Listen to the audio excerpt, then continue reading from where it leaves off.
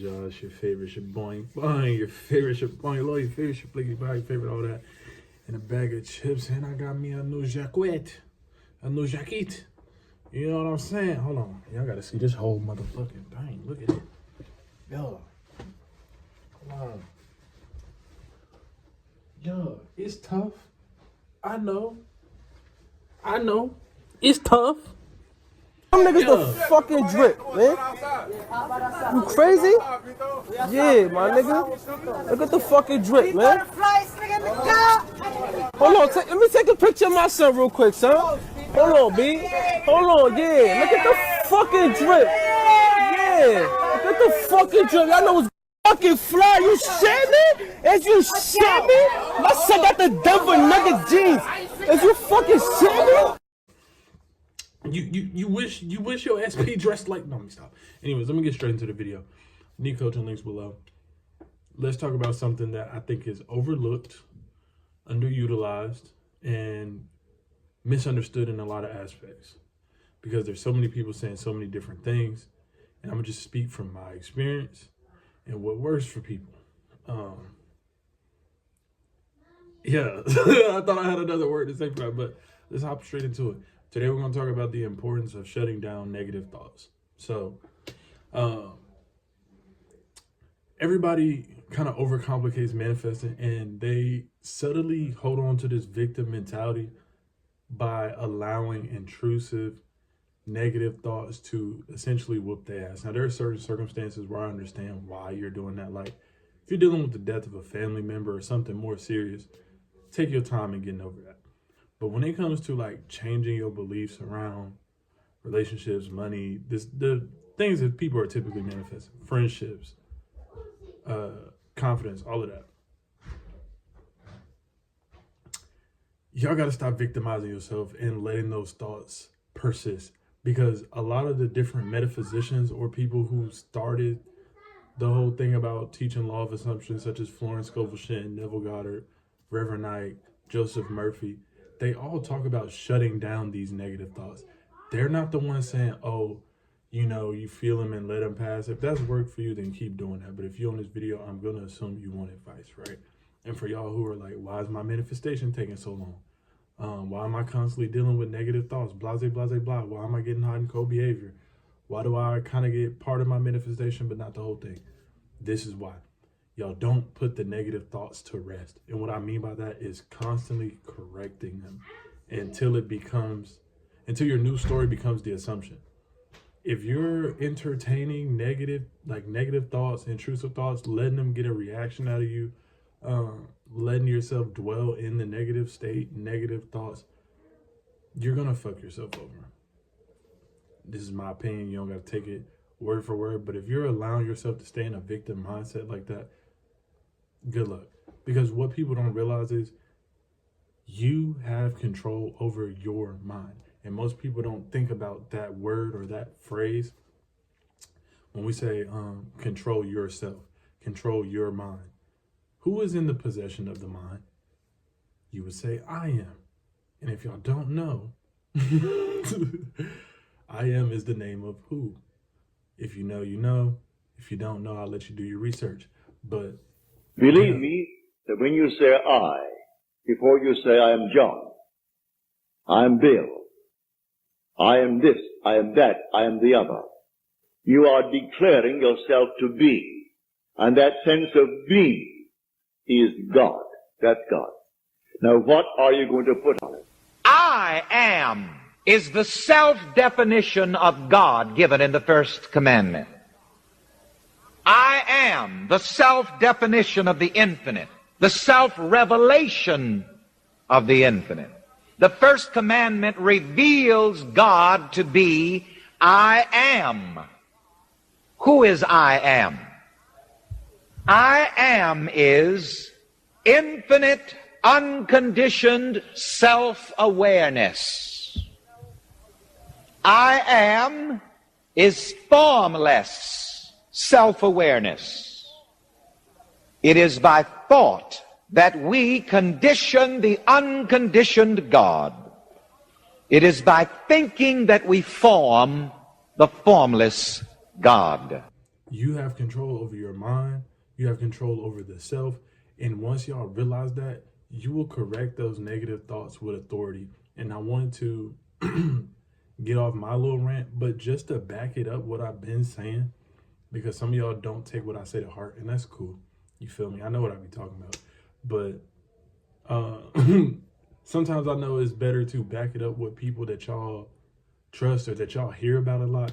So I'm gonna give y'all 3 different quotes from 3 different metaphysicians, from Florence Scovel Shinn, Neville Goddard, and Joseph Murphy. Florence Scovel Shinn, and I'm probably put this in the description. You can click the link to read what I'm what I'm talking about. But I put in her book, The Power of the Spoken Word, Florence Scovel Shinn states, "Be strong, fear not. Fear is man's only adversary." She believes that our word is our wand filled with magic power, and our word is the only weapon we can use to defeat our quote-unquote lions. You face defeat whenever you are fearful. Many of us are, at one time or another, finds ourselves at the mercy with fear of lack, failure, loss, criticism, or death. Florence says that that fear and worry rob us of our power because we have lost contact with the universal powerhouse.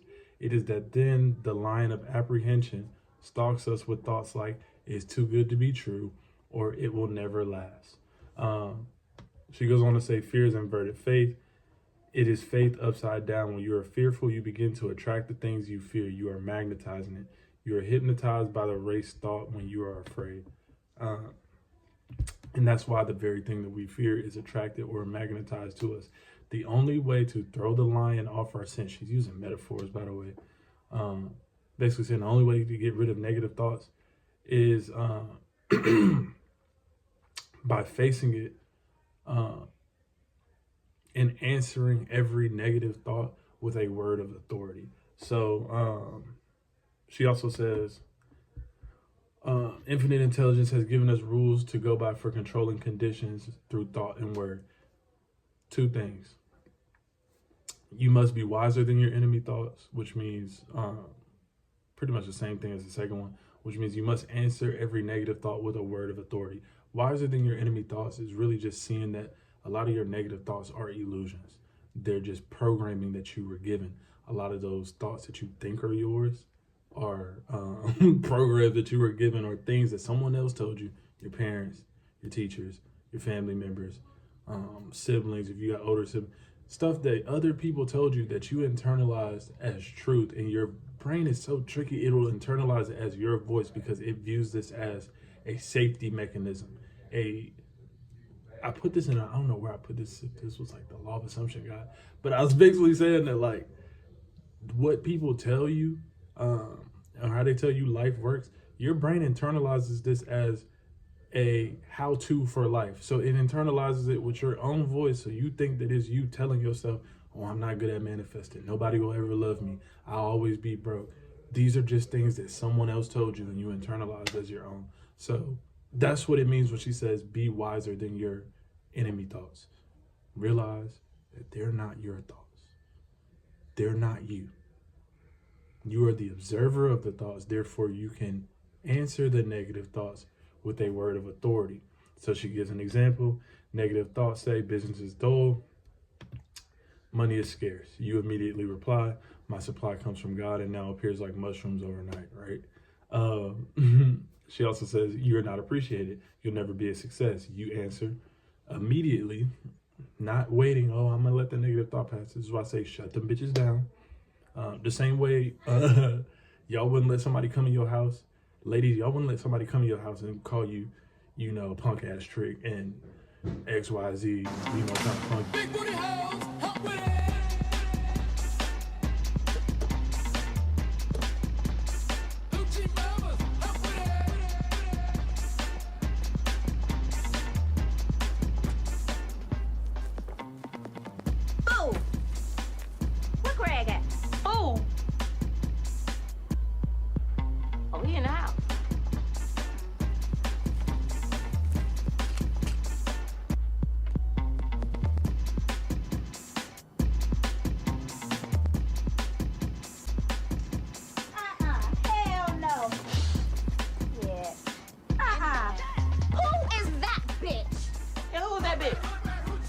talking to?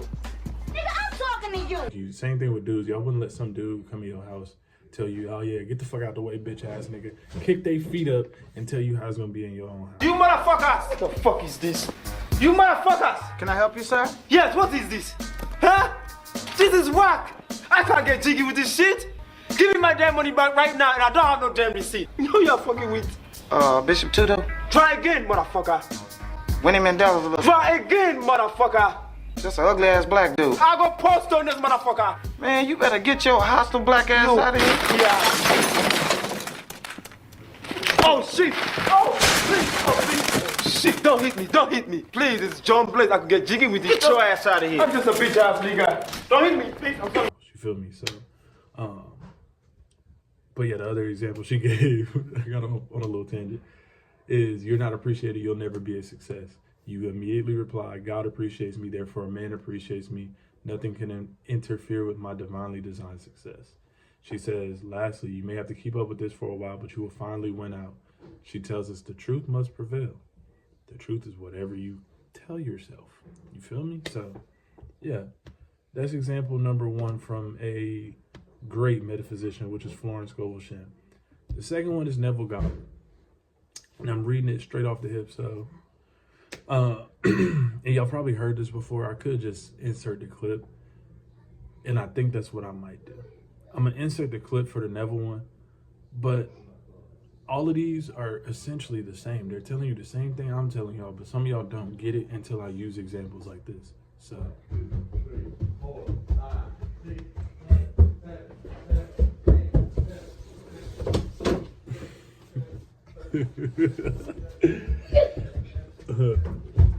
I'm home visiting my family for the holidays, if y'all haven't noticed, but yeah. So with that being said, like I said, I'm gonna just insert the Neville clip and let that play for y'all so y'all understand. I'm not reading all that. I ain't reading all that, but Talking to oneself is a habit everyone indulges in.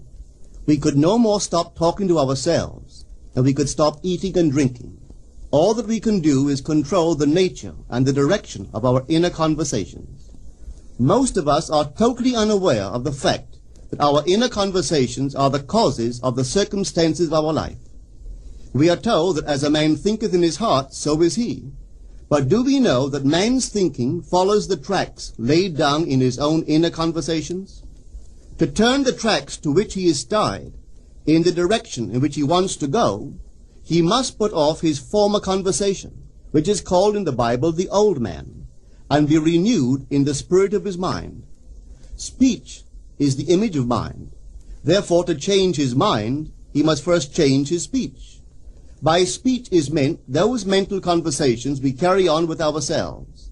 The world is a magic circle of infinite possible mental transformations, for there are an infinite number of possible mental conversations. When man discovers the creative power of inner talking, he will realize his function and his mission in life. Then he can act to a purpose. Without such knowledge, he acts unconsciously. Everything is a manifestation of the mental conversations which go on in us without our being aware of them. But as civilized beings, we must become aware of them and act with a purpose. A man's mental conversations attracts his life. As long as there is no change in his inner talking, the personal history of the man remains the same. To attempt to change the world before we change our inner talking is the struggle against the very nature of things. Man can go round and round in the same circle of disappointments and misfortunes, not seeing them as caused by his own negative inner talking, but as caused by others. This may seem far-fetched, but it is a matter which lends itself to research and experiment. The formula the chemist illustrates is not more certainly provable than the formula of this science by which words are clothed in objective reality. In the last one, I'm going to read from something Joseph Murphy says. According to Joseph Murphy, the author of The Power of Your Subconscious Mind, if you are not entirely happy with your life experiences, it's because you're thinking false, negative thoughts that contradict the positive force of universal consciousness. These negative thought patterns leave an imprint on your subconscious mind, which can further perpetuate the cycle of negativity. I'm trying to read too fast. I be telling y'all I be doing that. I'm reading it in my mind, and then when I try to like have my my mouth catch up. Pause. Thank you, Riley. I'm gonna really let him have it. Show him my stuff. Give that man everything I got. Pause. Pause? Pause what? Pause. Pause again. Pause again, Granddad. Pause again. Pause again. Pause again, Granddad. It just be sounding like I can't read. I know what I'm reading. Anyways. Dress your fucking age! Carrying a school bag on stage! What are you doing with a school bag on stage? You can't even read! 40 years old carrying a school bag! The man doesn't even fucking read! Murphy believes that because you're connected to a universal consciousness, you're designed to think thoughts and live in a way that aligns with this positive force.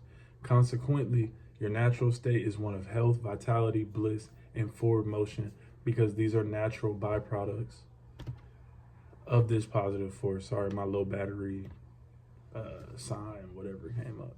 Murphy argues that negative thought patterns arise due to lack of faith in this benevolent higher power. If you trusted it to work on your behalf, you'd have nothing to fear and no need to struggle, because you know that this higher power is working to help you. But lack of faith leads you to a false conclusion that you have to struggle by yourself and force things into place if you want to achieve any sort of success or happiness in your life, which is what a lot of y'all are under the illusion of. Y'all think you're doing it by yourself with just your conscious mind. And I mentioned this in other videos. When people say you are the God of your reality, you are the operant power, you are one with God. Whatever you see God as, it's a higher intelligent force. You could call it your higher self, universe, God. I don't care what you call it. It is a force within you that is far wiser than your conscious mind. And once people realize that, it gives you like a sense of, I don't got to figure this all out with my conscious mind. All I got to do with my conscious mind is keep the faith. That's why I tell y'all the how and all that other stuff is not your job. That's the infinite intelligence within you. It knows what to do, how to orchestrate the perfect set of events for you to get exactly what you want. But people think that they're doing it by themselves. That's why a lot of people struggle. So let's get that out the way. He said, as a result, you feel alone and unsupported, and when things don't go your way or go the way you want them to, you suffer from low self-confidence and poor expectations. Your subconscious mind then fulfills these expectations by creating difficult and uncomfortable circumstances or experiences. And if that don't make sense to y'all, or if that ain't make something click, when you're not correcting these negative thoughts, that's why y'all stay in a cycle of negativity. There's no other way to put it. So with that being said, that's why today's video was about the importance of shutting that shit down. You would not let somebody walk in your house, call you a bitch, kick their feet up, and tell you how it's going to be. So why would you let somebody walk into your spiritual house, which is your mind, or let something come into your mind or your spiritual home, which is your mind, and tell you how your life is going to be? And I know I say this all the time, but I'm going to say it again. Grab yourself by the nuts, boss the fuck up, and stop being a victim in your own fucking reality. We had enough of this shit. I had enough of this shit, because I hate when y'all be in my DMs and not understand it, or when people get coaching with me and I'm trying to tell them it's really as simple as I'm saying, but sometimes I got to make a video like this so y'all understand, using other references that y'all realistically be dick eating. But yeah, y'all get my point. But with that being said, that's the video. I know y'all enjoyed it, and I know from this day forward you're gonna make a point and an effort to shut that shit down. You get me? Anyways, we out. And as always, keep it funky, nigga.